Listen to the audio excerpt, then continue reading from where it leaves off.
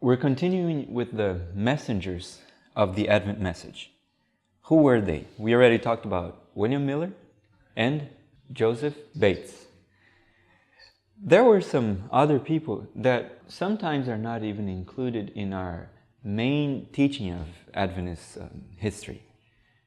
One of them is Joseph Wolf, but he is mentioned in the Great Controversy, and he was a tremendous missionary.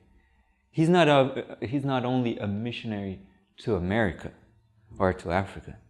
He was known to be the missionary to the world. I will read to you the list of countries that he says he went through, just for you to have an idea how wide was his preaching, how wide was the extent of his travels and his work. In 1831, he was sent as a missionary from Great Britain to labor among the Jews of Palestine. Now remember, this man was a Jew who got converted. First, he became a Catholic, then he became Anglican, and then he was sent as a missionary. But above all that, he was preaching about the coming of Jesus. He was announcing to the world that the coming of Jesus was very soon. He proclaimed the Lord's speedy advent in, and then here's the list of countries. Let's just read through them to have an idea of where he went through. Palestine, Egypt, on the shores of the Red Sea, Mesopotamia, which is today's Iraq, the Crimea, you know where that is, the Black Sea, Persia, Georgia, and it's not talking about the state of Georgia, it's the country Georgia. Throughout the Ottoman Empire, remember the Ottoman Empire that we have been looking at? It was alive and well, almost well, not quite well at that point. It was about to go out, but it was still alive. In Greece, Arabia, Turkey, Bukhara, Afghanistan, Kashmir, Hindustan, Tibet, in Holland, Scotland, Ireland, at Constantinople, Jerusalem, St. Helena, also on shipboard in the Mediterranean, and in New York City, to all denominations. But remember, there was another place that he didn't even mention here, which was in the United States Congress. He actually preached there about the coming of Jesus. Do you understand what that means? It meant that God was telling the whole world through His people, through His chosen agents. He was telling the whole world that Christ was soon coming. So when you announce something to the legislative body of the country, that is a big thing. And he was invited to speak at Congress. And he preached there that Jesus was coming soon. He declares that he has preached among Jews, Turks, Mohammedans, Parsis, Hindus, Chaldeans, Yazidis, Syrians, Sabaeans, to Pashas sheikhs, Shahs, the king of the kings of Oregonst and Bukhara, the queen of Greece, etc. In Yemen, the region inhabited by the descendants of Hobab, Moses' father-in-law, Joseph Wolf saw a book which he thus speaks. The Arabs of this place have a book called Sirah, which treats of the second coming of Christ and his reign in glory. And that's from his mission to the Bukhara book, or to Bukhara. Try to get the import of this. We read in the Bible about Moses. He was the first author in the Bible. Is that right? He wrote the first few books. In there we read of Moses' father-in-law, Hobab. And now, how many thousand years later? 3,500 years later, here comes a missionary to Yemen, and he finds those same people that Moses talked about, the descendants of Hobab.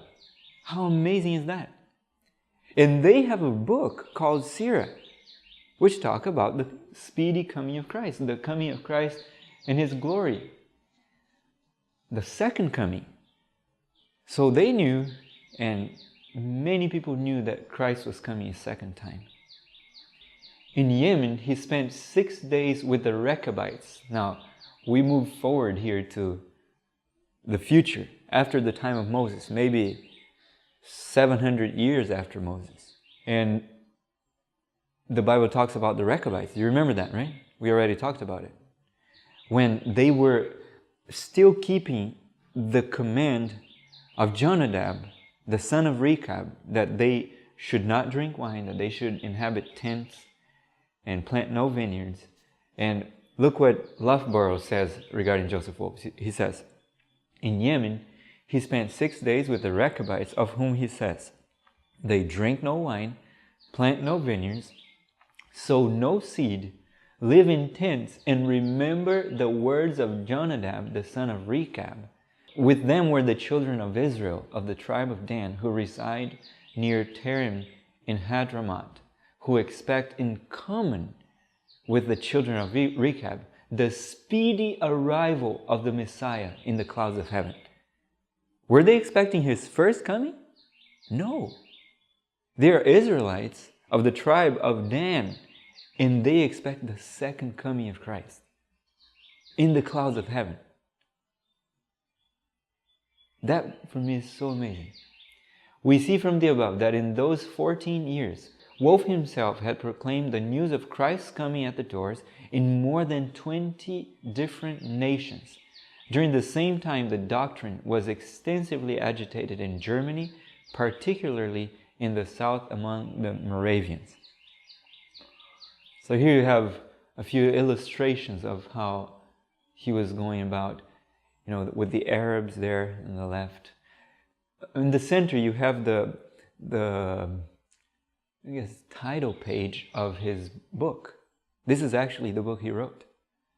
The Travels and Adventures of the Reverend Joseph Wolf. And it is amazing. If you read Great Controversy, she cites the travels and the experience he had.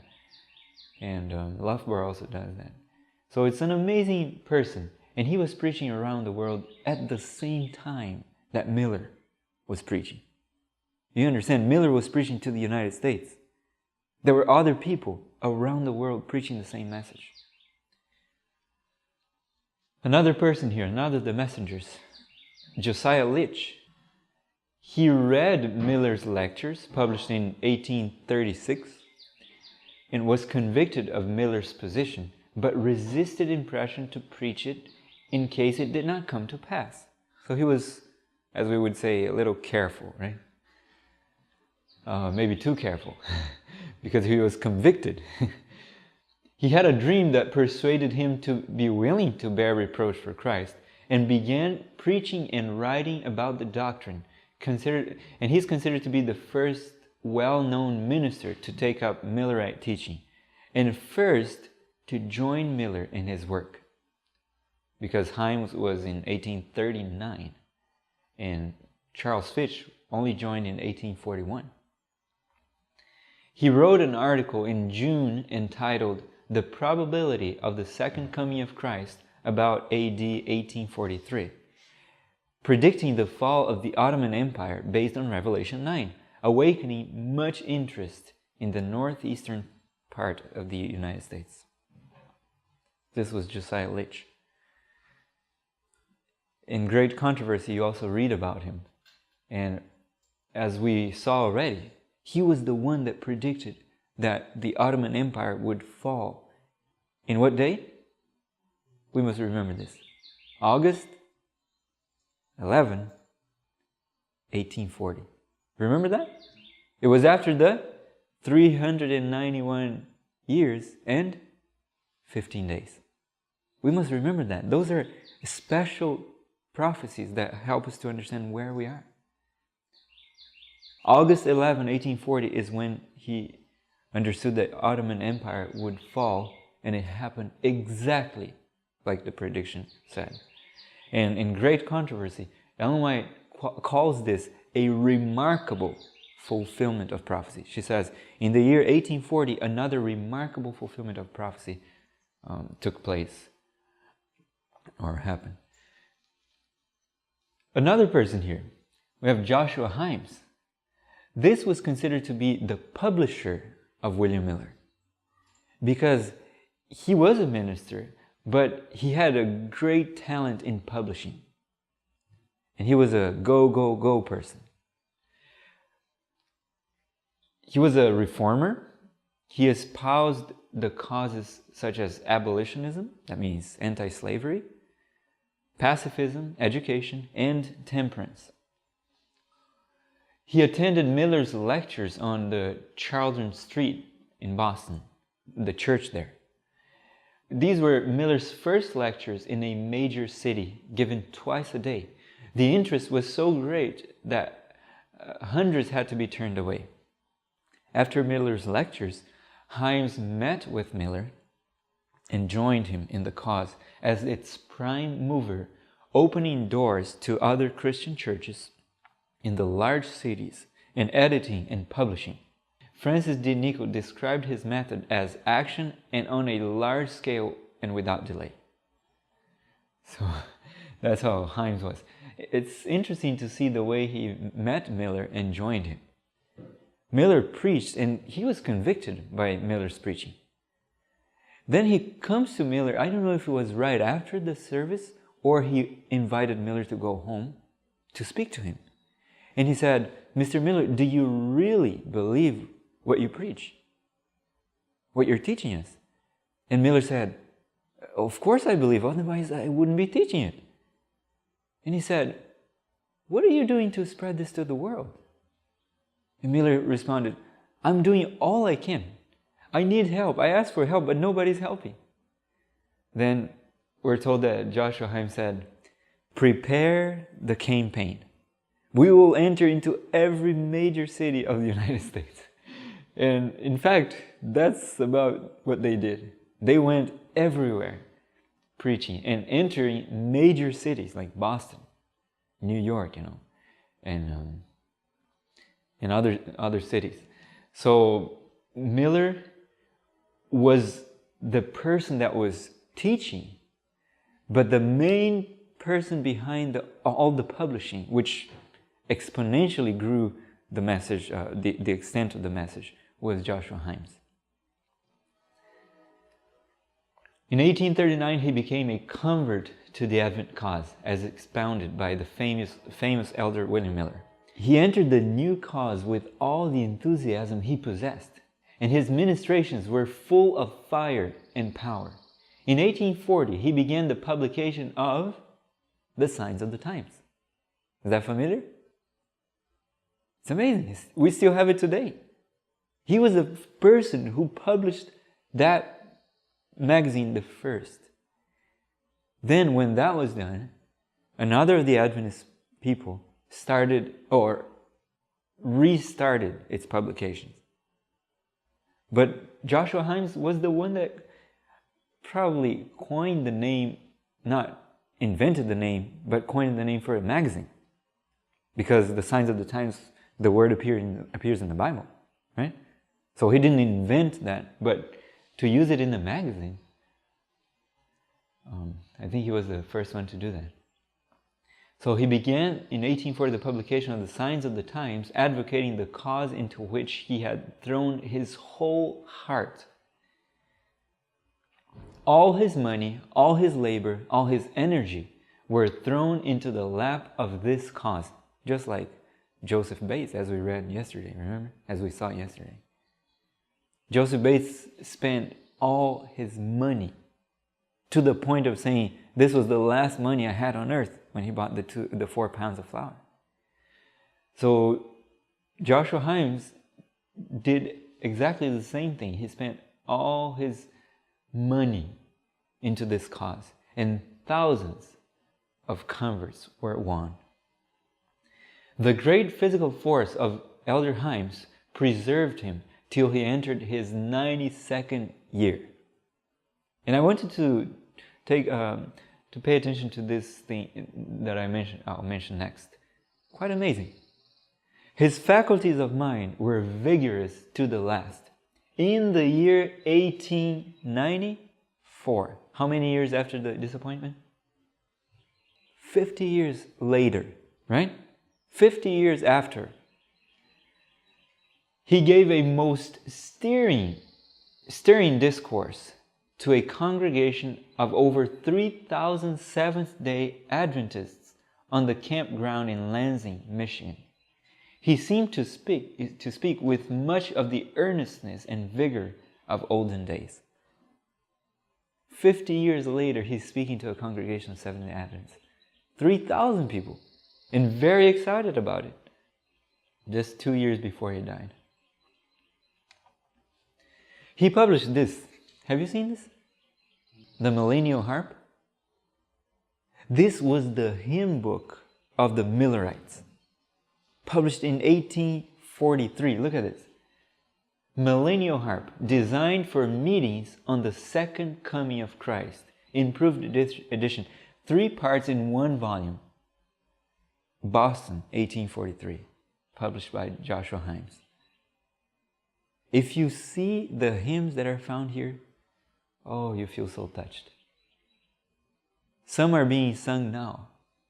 We have some of these in our hymn books, and some are not. But you should take a look. There's one that's called Lo, what a glorious sight appears. And you can imagine what it is. They were expecting the coming of Christ, and it was so powerful, so touching.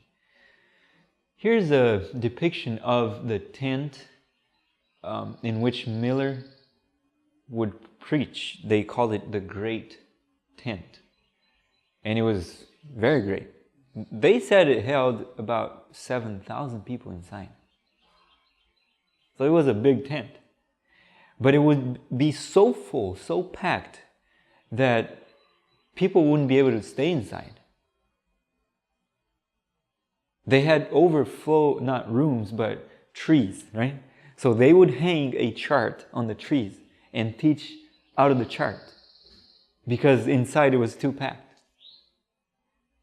And people would just flock there.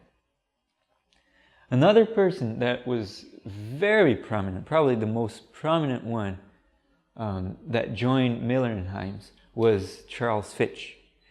He was a very well-known minister. If you read, I think it's in early writings, Ellen White mentions Brother Fitch and Stockman. Remember? She's talking about him. She has a vision, and I'll mention the vision later on. Remind me, okay? At the point there he dies. It's related to his death. He was the one that, along with Apollos Hale, published the 1843 chart. He says, Mr. Miller I have never seen, but his writings have greatly enlightened my mind, for which I give God thanks, hoping that others may hereby be induced to read and be, as I have been, greatly profited. Yours in the blessed hope of Christ's glorious appearing, Charles Fitch. That was a letter to Josiah Litch.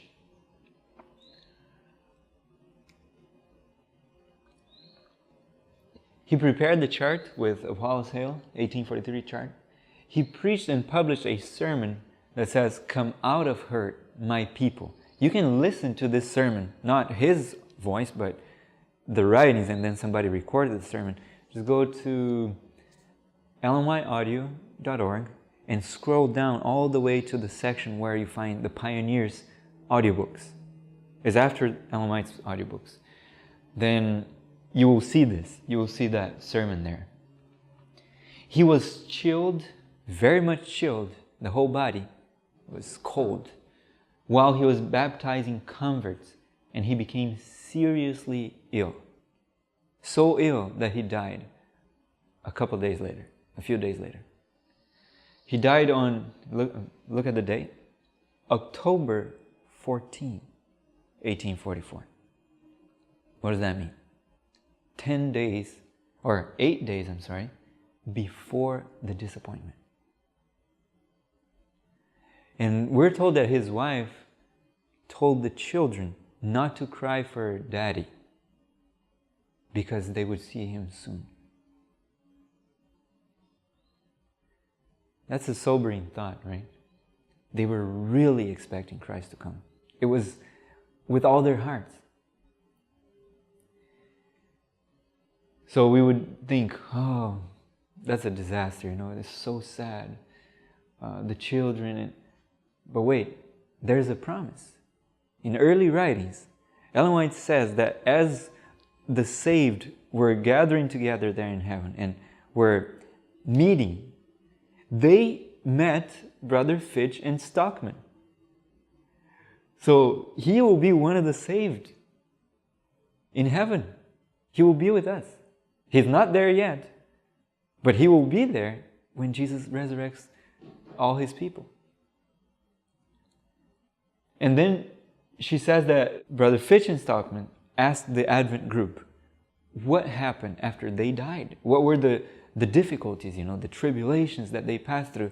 And she says that the group couldn't remember. And then she says, heaven is cheap enough. Heaven is cheap enough. Remember that. And the Bible passage that he based the chart on was Habakkuk chapter 2, verses 1 through 3. And I'll read to you here. It says, I will stand upon my watch and set me upon the tower, and I will watch to see what he will say unto me, and what I shall answer when I am reproved. And the Lord answered me and said, write the vision. Which vision? Well, if we understand that the chart was a fulfillment of that, and Ellen White in Great Controversy cites that, or mentions that they understood that it was a fulfillment, she says. They, the authors of the chart, right? So if we take that to mean, so it's talking about the vision of Daniel chapter 8 and 9. Write the vision and make it plain upon tables, that he may run that readeth it.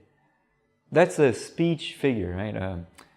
It's kind of explaining what it would mean. It's saying the person may be running and will still understand because it's so clear. And look at that. The dates, it's clear. You have the statue, you have the animals of chapter 7 and then chapter 8. You have the death of Christ. You have Babylon, you have the Ottoman Empire, you have the woes. It's amazing how it is.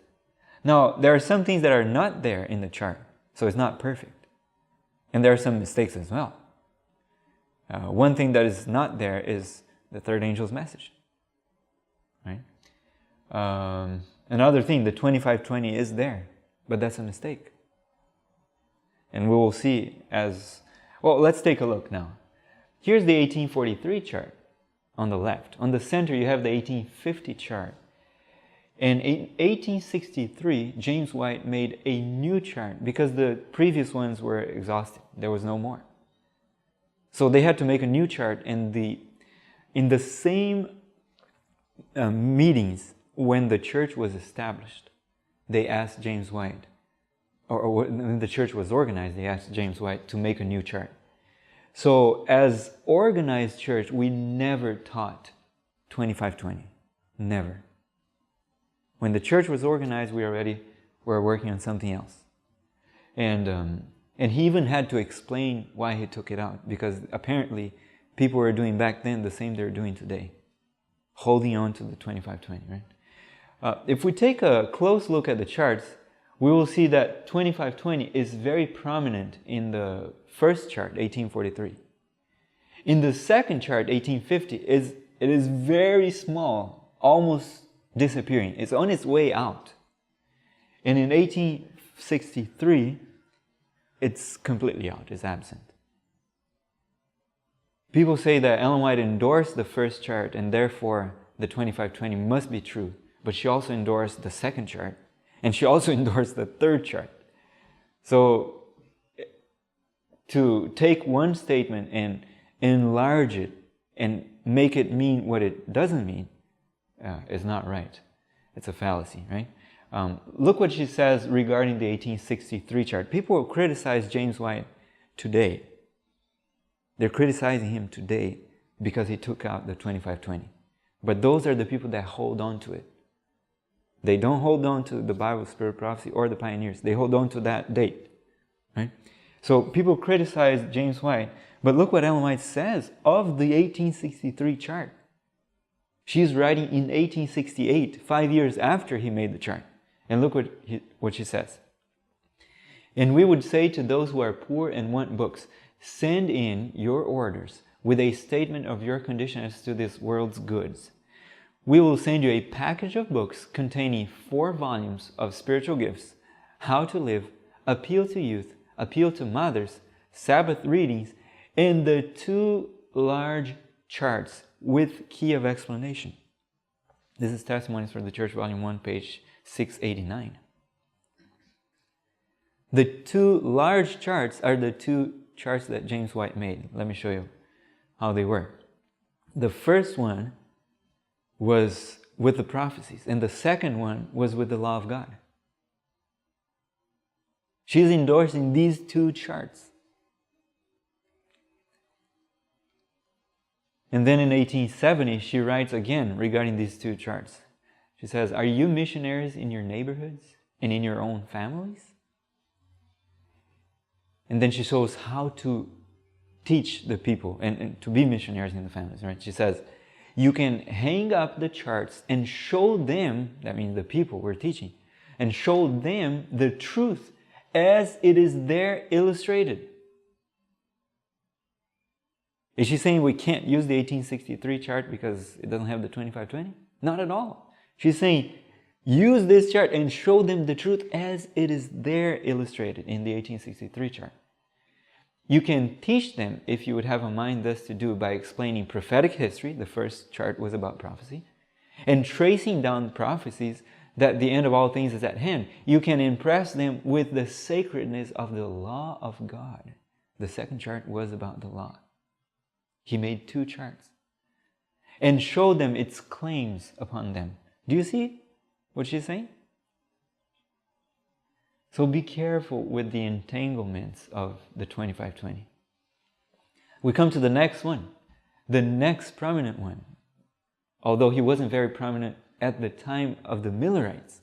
There were much more prominent ministers. But he was preaching with the Millerites.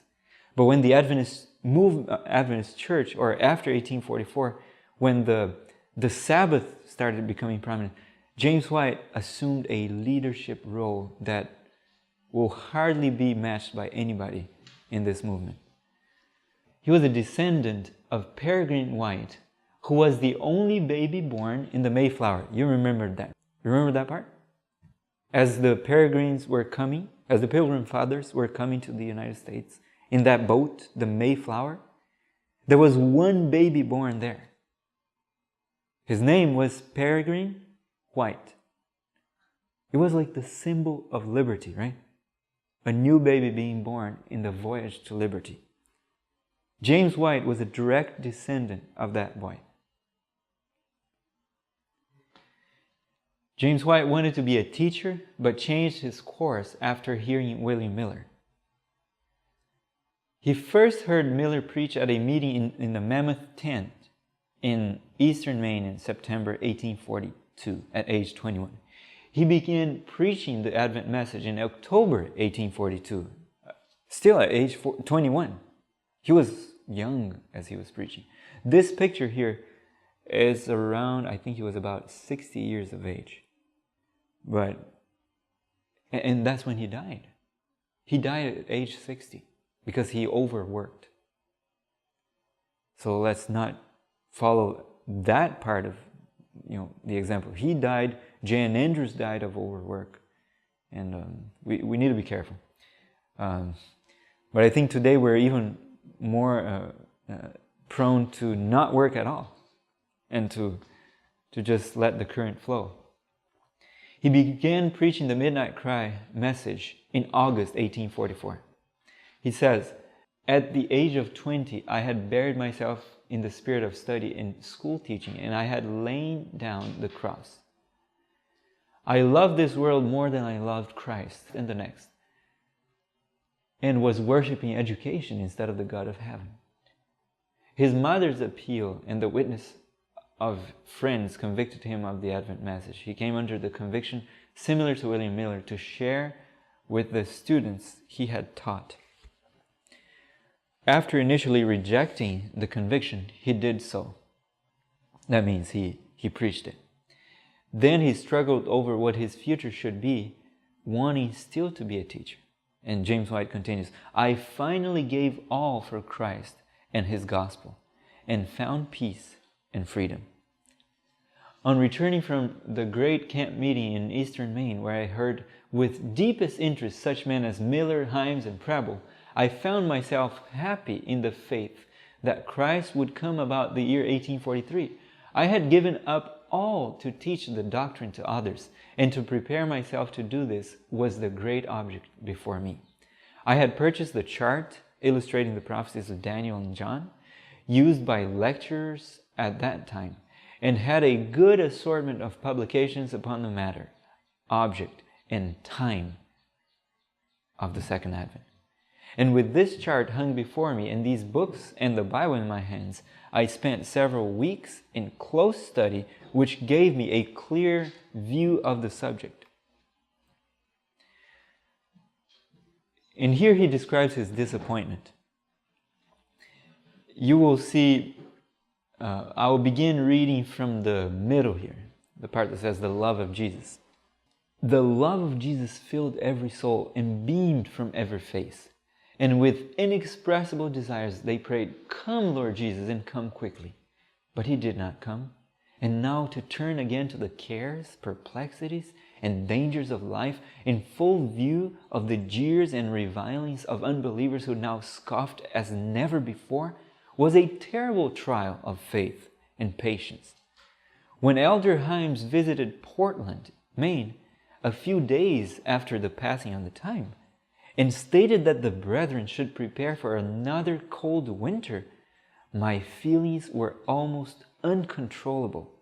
I left the place of meeting and wept like a child. I don't think we even understand a little bit of how terrible it was for them. And then the last person we'll mention here is Samuel Snow. He was the man who understood the exact day of the end of the 2300 days. Miller didn't understand the exact date. He understood that it was sometime in October. And this was after the first disappointment. They had already had a first disappointment, but before the second one came, they didn't know exactly the date. But we're told that in the month of August, they had a meeting, a camp meeting, in this place here, Exeter, New Hampshire. And they were studying the Bible and trying to understand what would happen. When was Christ coming? When was the date? And Joseph Bates was preaching, and Samuel Snow comes by horse. And as he comes into the room where Joseph Bates was preaching, he speaks to a lady in the back. And this lady raises her hand and says, what you're saying, preacher, is something that we already studied before. Here's a man with new light. And Joseph Bates willingly said, come forward, brother. And he sat down and let Samuel Snow preach. Can you believe that? What humility that is? Then he announced to the people that the coming of Jesus would happen on the 10th day of the 7th month. In the 10th day of the 7th month, using the correct Jewish counting, not the rabbinical, but the correct Jewish counting, was October 22, 1844. From that point, they went all over the United States, by trains, by horse, by buggy, on foot, and they were preaching to the whole people around. The bridegroom cometh, Go ye out to meet him. And Ellen White, in Great Controversy, states that that was the midnight cry. Remember the parable that Jesus taught about the virgins, the 10 virgins? The parable says that at midnight there was a cry, behold, the bridegroom cometh, go ye out to meet him. That exactly fulfilled this part of the teaching of Jesus, the midnight cry. And that marked that was the first light in Ellen White's vision of the narrow way. She says that there was a light that illuminated their feet coming from the back. And she says that was the midnight cry. Anybody that denied the midnight cry lost their way and would fall to the world. So we will end with this, and tomorrow we will look at the message itself.